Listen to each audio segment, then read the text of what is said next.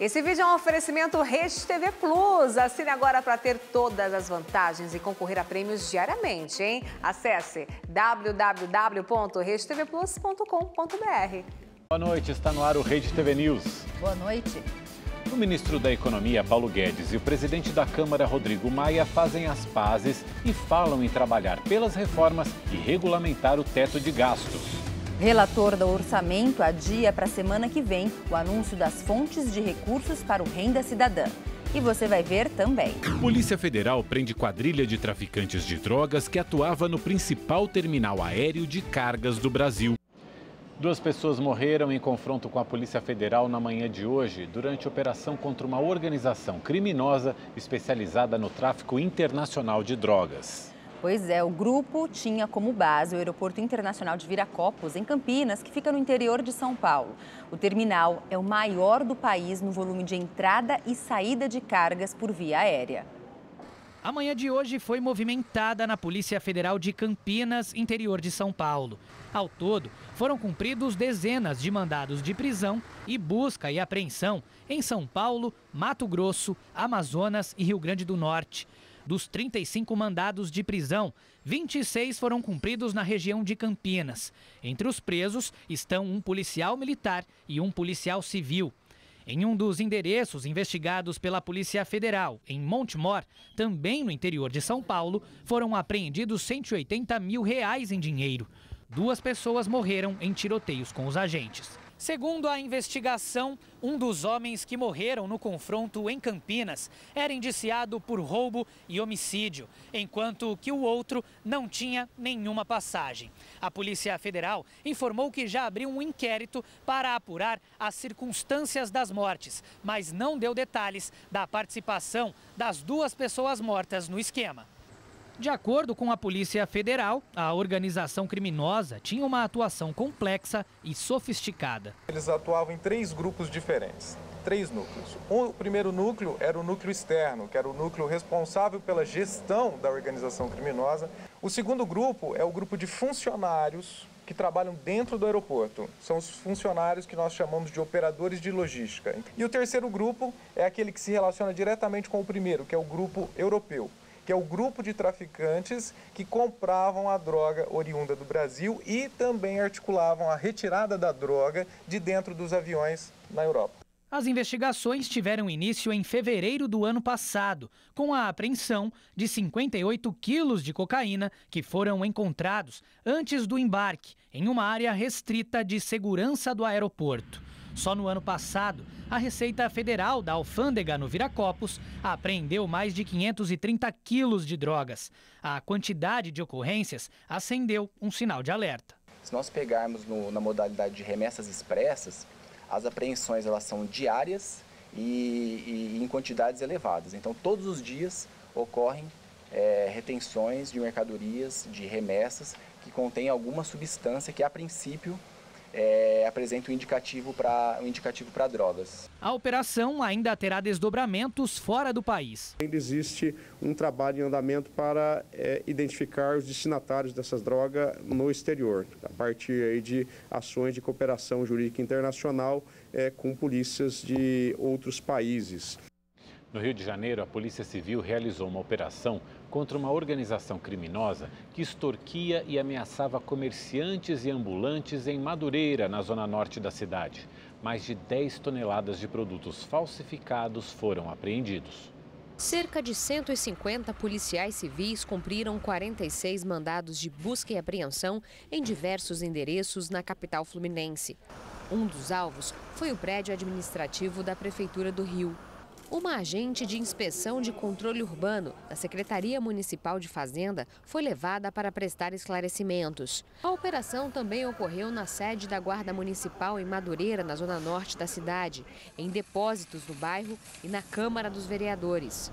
Um guarda municipal que trabalhou no gabinete da vereadora Vera Lins, do Progressistas, é um dos alvos. Ele é apontado como um dos principais membros da quadrilha. A vereadora sequer é investigada nesse inquérito e o que a polícia fez hoje foi tentar buscar elementos de investigação, autoria e materialidade da atuação de um indivíduo de nome Vargas que em algum momento esteve lotado no gabinete da vereadora, mas que já não está há aproximadamente 2 anos. A polícia também apreendeu cerca de 12 toneladas de produtos piratas. As investigações apontam que a quadrilha é composta por milicianos, traficantes e funcionários públicos municipais. Genivaldo Pereira das Neves, o Popai, seria o chefe da organização. Madureira foi um caso complexo porque a gente pôde ver bem a junção de milícia, tráfico e funcionários públicos corruptos, a banda podre de funcionários públicos que estão, na verdade, ao invés de fazer o controle urbano, estão se unindo a milicianos para extorquir os ambulantes e os comerciantes legais. De acordo com a Polícia Civil, os criminosos movimentavam entre 60 e 90 mil reais por semana com cobranças irregulares. Além de extorquir comerciantes e ambulantes, a quadrilha também é investigada por diversos homicídios. Nos últimos 2 anos, pelo menos 9 pessoas foram mortas pelo grupo. Não existia mais muito parâmetro para matar. Uma vítima foi morta porque não pagou R$5 no engradado da semana. Mataram ele. A ação de hoje é um desdobramento de 2 operações que ocorreram em abril e outubro do ano passado, onde cerca de 20 toneladas de produtos falsificados foram apreendidos. Os suspeitos são investigados por formação de quadrilha, organização criminosa, corrupção e lavagem de dinheiro. Em nota, a Guarda Municipal informou que está à disposição para colaborar com as investigações. Disse ainda que vai abrir sindicância para apurar a denúncia envolvendo servidores. A Secretaria Municipal de Fazenda afirmou que desaprova qualquer desvio de conduta de funcionários e que está à disposição da polícia. Disse também que aguarda mais informações para adotar as providências cabíveis. A Polícia Federal cumpriu 5 mandados de busca e apreensão nos municípios de Japeri e Nova Iguaçu, na Baixada Fluminense. A ação investiga irregularidades na compra de respiradores obsoletos com preços superfaturados para o tratamento de Covid-19 em Japeri. A secretária municipal de saúde, Rosilene Souza Moraes dos Anjos, foi afastada do cargo. De acordo com as investigações, o prejuízo aos cofres públicos chega a R$2 milhões. A Prefeitura de Japeri informou que repudia qualquer tipo de irresponsabilidade com os recursos públicos e que está colaborando com a Justiça. 2 homens foram presos com quase 80 quilos de pedras preciosas que eram transportadas sem nenhuma documentação numa rodovia de Minas Gerais. O flagrante foi feito por agentes da Polícia Rodoviária Federal na BR-262, próximo à cidade de Florestal. No carregamento foram apreendidas esmeraldas e um pequeno diamante. A maioria das pedras estava em estado bruto, sem lapidação. Os 2 homens que transportavam o material no carro não apresentaram nota fiscal e foram presos. Eles disseram que saíram da cidade de Caldas Novas, em Goiás, e que pretendiam revender as pedras preciosas em Belo Horizonte. Elas foram avaliadas em cerca de R$100 mil.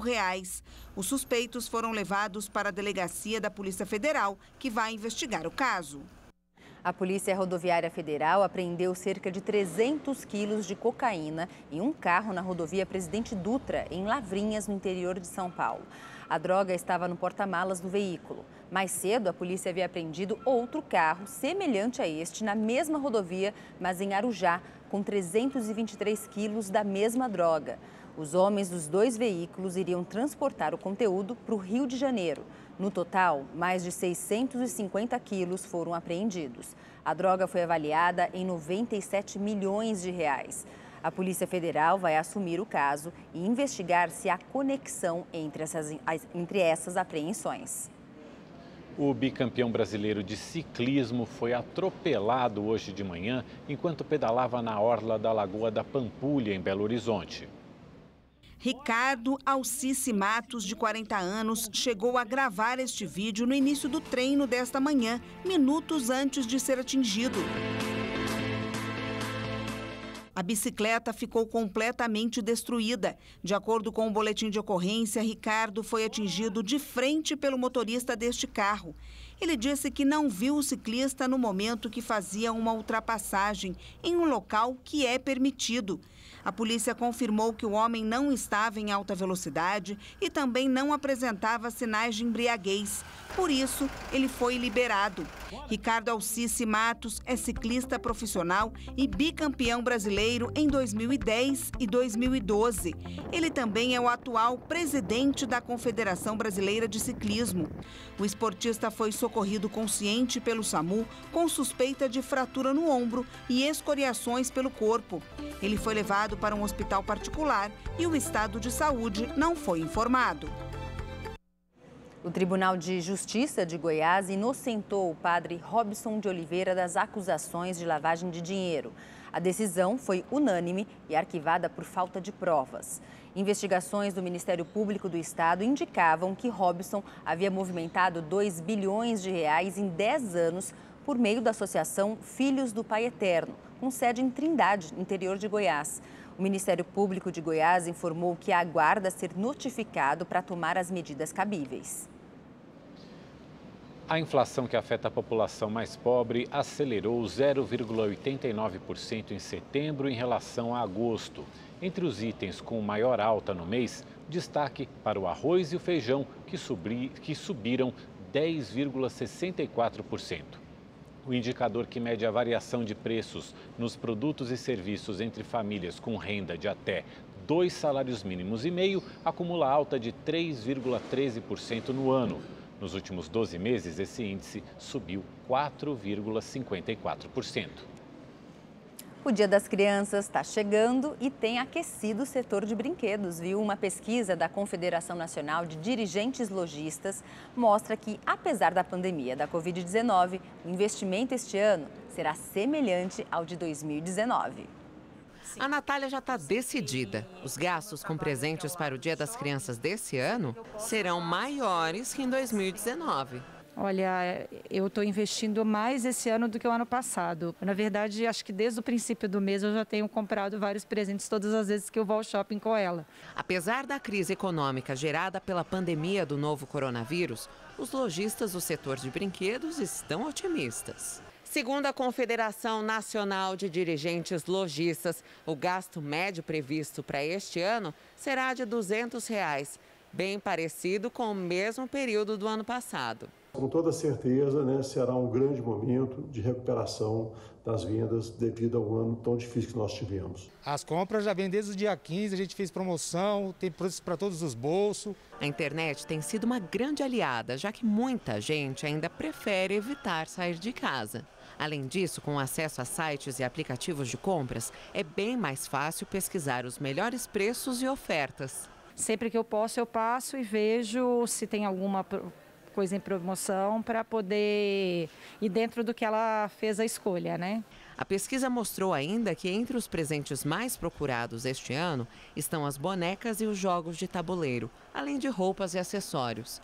A maior parte dos consumidores deverá pagar pelas compras à vista. O que não dá é para ficar sem entregar um presentinho no Dia das Crianças. Não dá, eles merecem muito. Promoção Festival de Prêmios da Primavera. Para participar dos sorteios diários aqui na nossa programação, você já sabe, tem que ser assinante do Rede TV Plus. Um carro zero ou um notebook novinho. Para ganhar, você precisa continuar assinando o Rede TV Plus e participar dos sorteios. Acesse redetvplus.com.br ou aponte a câmera do seu celular para o QR Code aqui na tela. Você pode usar qualquer cartão de crédito e, se for cliente da Caixa Econômica Federal, ainda pode usar o seu cartão virtual e pagar no débito. Durante a semana, você concorre a um notebook positivo e até uma moto Yamaha 125. Aos sábados, no Mega Sena, também sai uma moto. E aos domingos, no Encrenca, tem um Super HB20. E no final da promoção, você pode levar no Encrenca um Nivus. Então, assine agora. Estação nova, promoção nova. É o Festival de Prêmios da Primavera, aqui na Rede TV. Uma decisão da Justiça suspendeu a volta às aulas presenciais na rede pública de Minas Gerais. O retorno dos alunos estava previsto para o dia 19 de outubro. No pedido feito à Justiça, o Sindicato dos Trabalhadores em Educação alega que o retorno vai contra a determinação de isolamento social feita pelas autoridades de saúde e que não há dados que indiquem redução de contágio pela doença e nem do número de mortes. O Estado tem 10 dias para apresentar um plano que garanta a segurança em sala de aula. O governo de Minas ainda não confirmou se vai recorrer da decisão. E também em Pernambuco, o Tribunal de Justiça suspendeu a autorização para o retorno de aulas presenciais nas escolas estaduais. A determinação atende a um pedido do Sindicato dos Trabalhadores em Educação do Estado de Pernambuco. A volta às aulas para o terceiro ano do ensino médio estava marcada para hoje.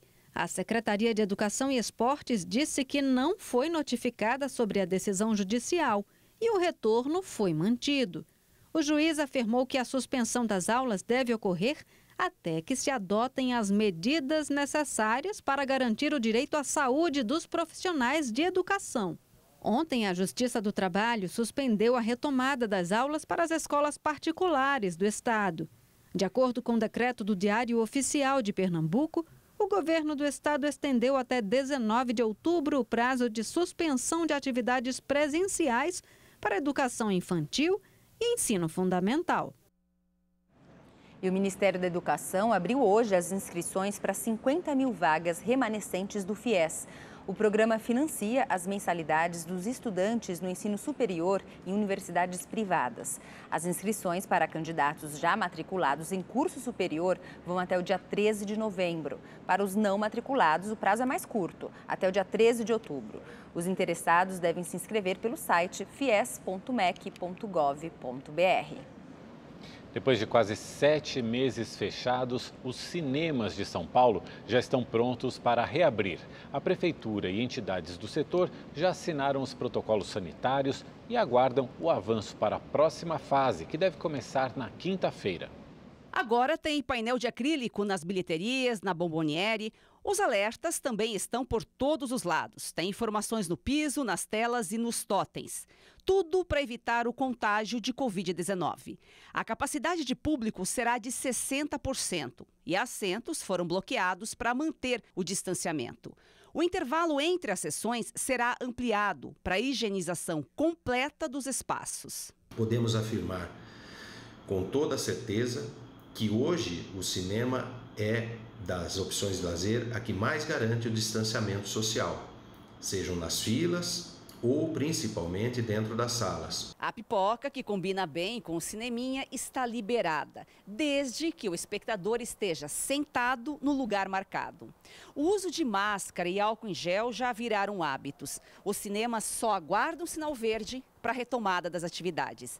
A indústria cinematográfica de São Paulo é importante para o país todo. Mesmo que as estreias ocorram simultaneamente, o mercado paulista influencia em grandes lançamentos. A gente precisa desses grandes lançamentos, desses blockbusters, para que a gente possa conseguir obter um resultado capaz de manter os empregos da nossa equipe e capaz de fazer a indústria se reerguer depois de tantos meses fechados. Desde março fechados, os cinemas de São Paulo vivem um drama para não dispensar funcionários e manter os pagamentos em dia. É muito tempo sem rendimentos, que só entram no dia a dia com a telona funcionando. Para a direção dos cinemas, as modificações foram seguidas à risca e esta é a hora de voltar a funcionar. A segurança tem que vir dos dois lados, tanto para os funcionários quanto para os espectadores. Então a gente está efetivamente preparado para essa retomada. A gente já está preparado há bastante tempo, esperando São Paulo entrar justamente na fase verde. Agora vamos aos números da Covid-19 aqui no Brasil. De acordo com o Ministério da Saúde, 4.352.000 pessoas já se recuperaram da doença. Outras 468 mil seguem em acompanhamento. O país acumula mais de 147 mil mortes provocadas pelo vírus. O Brasil pode registrar nesta semana o recorde histórico de calor. Em Minas Gerais, os incêndios florestais seguem castigando áreas de proteção ambiental. O João Paulo é advogado e nem mesmo com o calor perto dos 35 graus conseguiu deixar o terno e a gravata no armário. Aqui eu tô, eu acho que temperatura corporal chega nos 50 graus aqui dentro. Imagina a sensação térmica dentro do táxi do Jailson. Para seguir as orientações de proteção à saúde por causa da pandemia, o ar-condicionado do carro não pode nem ser ligado. Forno muito quente, mas muito quente mesmo. Banana aí, um vento aí pro passageiro aí, para ver se resolve o calor. E água em cima. Belo Horizonte nunca tinha sofrido com uma onda de calor tão forte quanto essa, desde o início das medições da temperatura na cidade.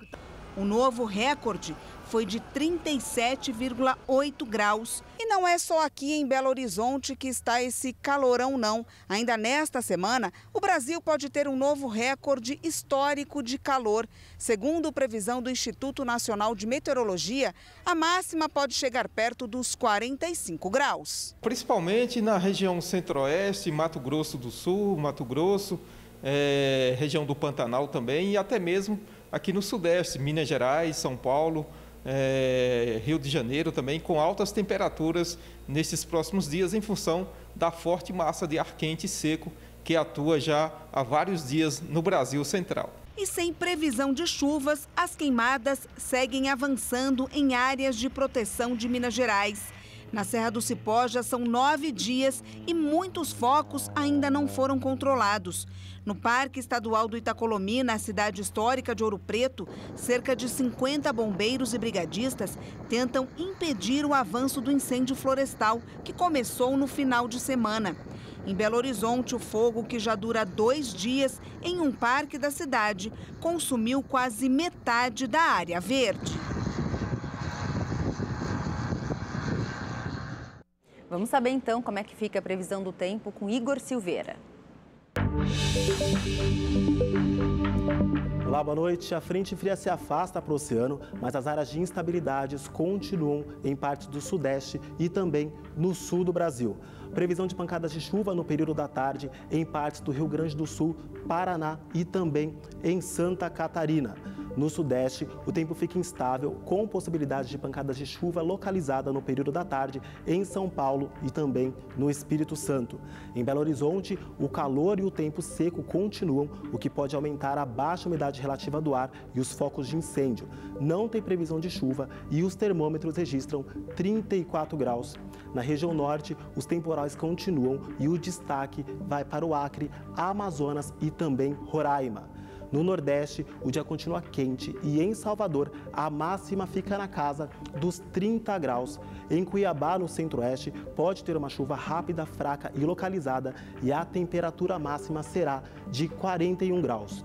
E o IMET emitiu ontem um alerta para risco de hipotermia, podendo causar mortes por causa da onda de calor em algumas regiões. Então, beba bastante água, mantenham-se hidratados e usem protetor solar. E se você quer saber mais sobre a previsão do tempo na sua cidade, é só entrar no site da Rede TV. Eu fico por aqui, uma ótima noite, até mais. A estratégia para acalmar os ânimos entre o presidente da Câmara, Rodrigo Maia, e o ministro da Economia, Paulo Guedes, funcionou. No entanto, o governo ainda não encontrou uma saída para financiar o Renda Cidadã sem furar o teto de gastos. A bandeira branca foi levantada num jantar na noite de ontem, na casa do ministro do Tribunal de Contas da União, Bruno Dantas. Além dele, parlamentares e ministros do Executivo atuaram para que a reconciliação acontecesse. Na semana passada, o presidente da Câmara, Rodrigo Maia, e o ministro da Economia, Paulo Guedes, trocaram farpas, depois que as propostas de financiamento do Renda Cidadã, programa que deve substituir o Bolsa Família, repercutiram muito mal. Maia questionou Guedes por paralisar a reforma tributária. Por sua vez, o ministro acusou Maia de dificultar as privatizações. Depois do mal-estar, a noite foi de pedidos de desculpas. Deixo aqui o meu pedido de desculpa, fui indelicado e grosseiro e não é do meu feitio, ao contrário. E disse ao ministro e a todos presentes que a situação fiscal do Brasil pela pandemia, não pelas circunstâncias construídas desde o governo Bolsonaro, era uma situação muito difícil, dramática, e que nós tínhamos que estar unidos dentro do teto de gastos para encontrar as soluções. Isso não é ofensa pessoal, isso foi uma troca de opiniões. Agora, caso tenha ofendido o presidente Rodrigo Maia ou qualquer político que eu possa ter ofendido inadvertidamente, eu peço desculpas também. Depois do jantar, Maia disse pelas redes sociais que a agenda de reformas seria retomada com prioridade para a regulamentação do teto de gastos e para as reformas tributária e administrativa. Ainda ressaltou que líderes da Câmara e do Senado vão trabalhar juntos para construir um programa social dentro do teto de gastos para dar suporte a milhões de famílias em 2021. Apesar de feitas as pazes, governo e Congresso ainda não encontraram uma saída para financiar o substituto do Bolsa Família. Para não furar o teto de gastos, é preciso cortar despesas. E é justamente aí que está a maior dificuldade, já que todas as possibilidades cogitadas pela equipe econômica foram reprovadas pela ala política. Quem conhece o orçamento primário sabe que da onde nós vamos precisar tirar terá sempre alguma polêmica, alguma dificuldade, mas nós não fomos eleitos apenas para ficar esperando o tempo passar. Nós fomos eleitos para assumir responsabilidade, não apenas o Executivo, mas também o Legislativo. Diante do impasse, o senador Márcio Bittar, do MDB do Acre, relator do orçamento de 2021, anunciou que a apresentação do novo programa social, prevista para amanhã, ficou para a próxima semana. A reaproximação do presidente da Câmara com o ministro Paulo Guedes é muito importante. Vamos ter mais uma semana que vem, se Deus quiser, tá bom. O desembargador Cássio Nunes Marques, indicado pelo presidente Jair Bolsonaro para uma vaga no Supremo Tribunal Federal, será sabatinado pela Comissão de Constituição e Justiça do Senado no dia 21 de outubro. Além disso, o nome de Cássio deve ser votado pelo plenário da Casa no mesmo dia. Se for aprovado, o desembargador vai substituir o ministro Celso de Mello, que se aposenta na próxima semana. A instalação da Comissão Mista de Orçamento foi adiada pela segunda vez consecutiva. A decisão foi tomada pelo presidente do Senado e do Congresso Nacional, Davi Alcolumbre, do Democratas do Amapá. O motivo foi o mesmo da semana passada, a falta de acordo entre os partidos para a indicação dos membros do colegiado. A comissão mista é formada por deputados e senadores e é a responsável por aprovar e fazer alterações na proposta de orçamento enviada pelo governo.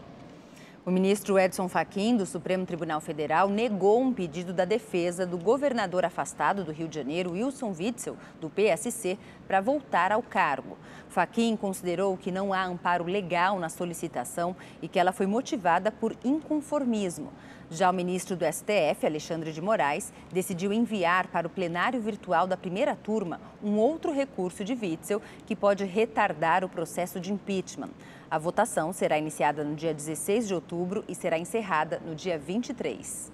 Por 3-2, a segunda turma do Supremo Tribunal Federal condenou o ex-senador Waldir Raupp, do MDB de Rondônia, por corrupção passiva e lavagem de dinheiro. Os ministros ainda vão definir a pena. Segundo a investigação da Operação Lava Jato, Raupp é acusado de receber R$500 mil por meio de uma doação eleitoral irregular na campanha de 2010.